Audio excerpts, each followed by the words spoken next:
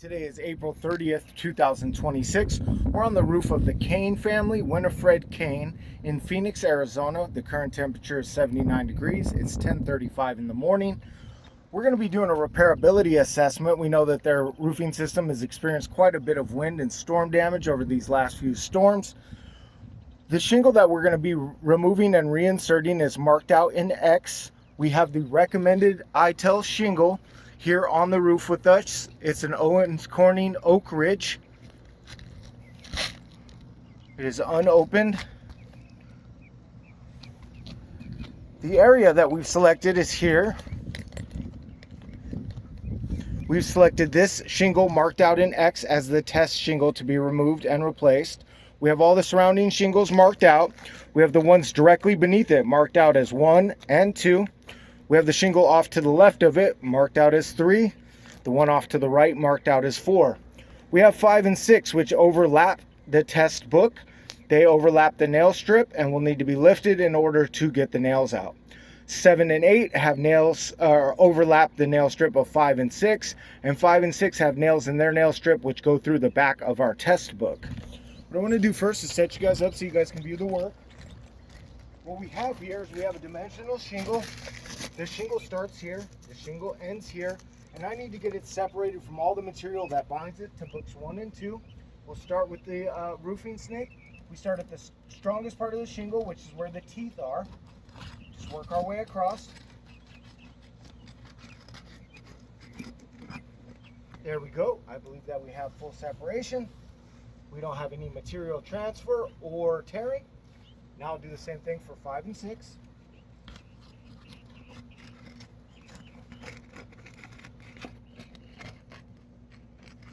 Perfect. Now for 6. Okay, now I need to do the same thing for 7 and 8 as they overlap books 5 and 6. Perfect.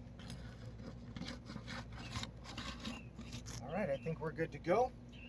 Now I'll run my fingers underneath here to make sure we don't have any material transfer or tearing, and we do not.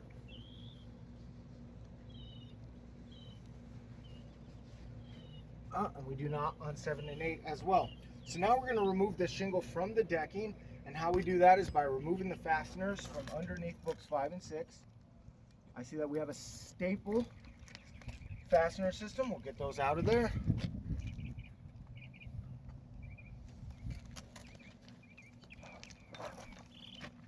Oh, look at this. Book 5 has just come apart into 2 pieces. Look at this. The separation at the seam stretches all the way across. This tooth is delaminated. This tooth is delaminated. This has separation all the way across. Delaminated tooth, delaminated tooth. This one, delaminated tooth. Wow. That's not good. This is now a damaged book. This needs to be replaced as well. Oh, that's wild. I think it's because of the age. I think I have all the fasteners that are in the nail strip removed. Now I'll try to do the same thing for any fastener that is in 5 and 6. Get this one out of here. Get this one out of here.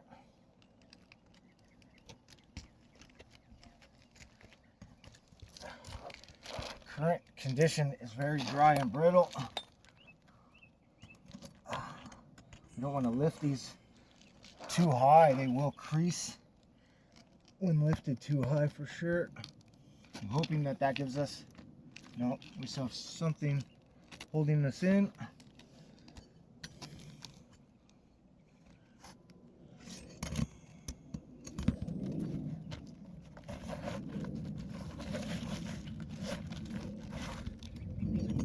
Somewhere. It's right here. Get that one out of the way. Okay, we do have our shingle removed. I'm going to take it over here and we're going to measure it.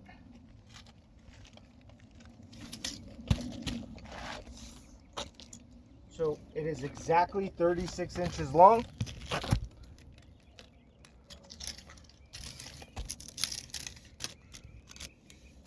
and 12 inches in length.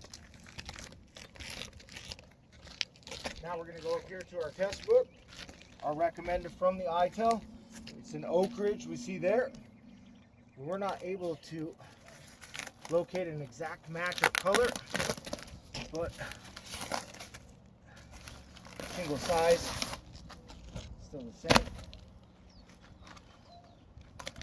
Or single recommended is still the same. What we'll do now, we'll take this Oak Ridge shingle.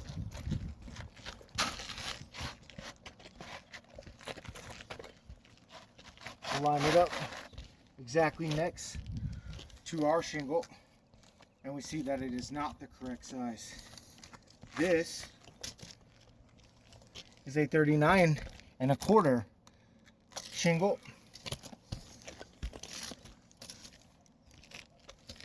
by 13.25. So what do we have here? This is 12. There's no way that this recommended shingle will fit in that spot. That's not even something that I can attempt to do. Let's see this lined up perfectly. It recommends Owens Corning Oak Ridge. Owens Corning Oak Ridge, when it is lined up perfectly, is not the correct shingle. We'll collect photographs and documentation to show that. For now, what I'm going to do is I'm going to continue with the repair, and I'm going to reinsert this back where it was as if we had the correct shingle. So now that that shingle is back in place, what I want to do is take my roofing snake, 1.25 inches per code roofing nails, and reinsert. The reason why we use the roofing snake is, like I was talking about, these are so dry that if you lift them too far, they will get creases. We can already see a large crease coming through book 5 right there. Book 5 now has creasing. But we'll continue on. Book 5 is a damaged book already, so that needs to be replaced. Unfortunately, we don't have the correct shingle here. That's one. We'll probably wind up tarping this after the video. That's two.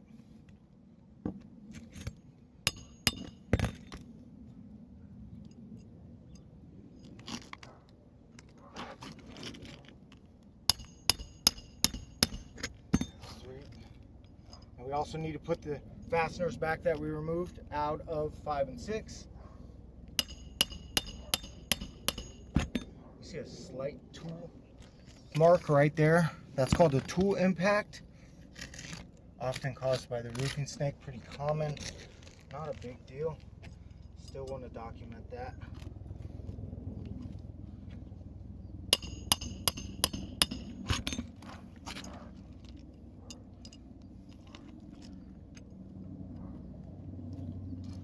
Starting to see the same thing here. Look at this tooth. This is a delaminated tooth on 7. We'll document that in a second. But as of right now, we have the test book back in place. Let's go ahead and do a review over anything that has taken place. We look at book 1, has not been impacted or affected. Book 2, not been impacted or affected. Book 3, has not been impacted or affected. Book 4, same thing, not impacted or affected. Book 5 is damaged, needs to be replaced. It is falling apart at the seam. Multiple teeth are delaminated. It has a crease through it now right here. So that's a damaged book. Book 6, we can see that this tooth is delaminated. This tooth is delaminated. Both of these teeth are delaminated. This also needs to be repaired. Book 7. We see this tooth is delaminated. I can see right here that it's separating at the seam here. This tooth is partially delaminated. This tooth is delaminated. We got separation at the seam there. This tooth was partially delaminated. This tooth is fully delaminated. Come over here, get on this side. Look at the separation right here in the seam. We can see the seam is completely separating. This book is now falling into two pieces. This is a damaged book that needs to be repaired. Let's follow this transgression. We remove this one falls apart. We start to do anything to this one falls apart. This is going to continue all the way up to the ridge. And this one, look at this. This is 8. It has the tool impact here and the delamination there. So everywhere where we removed the seal has become delaminated. This is now damaged shingle as well. That leaves us with a ratio that 4 out of 8 shingles were affected by the repair. We do not have the correct shingle, even though that's the shingle that's recommended by ITEL. Because of these current conditions, I definitely deem this roof irreparable.